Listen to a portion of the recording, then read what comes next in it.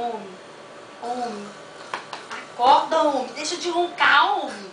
Acorde, homem.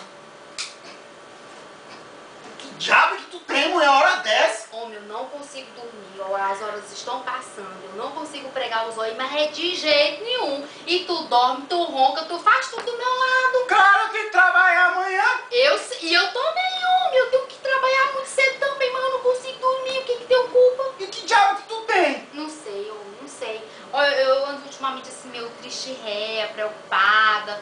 Eu assisti uma reportagem que fala de uma tal de uma insônia, homem, que diz que a gente não dorme quando a gente tá com algum problema, alguma coisa. Quem diabo é esta sonha que tu anda andando agora? Tu é doido, é?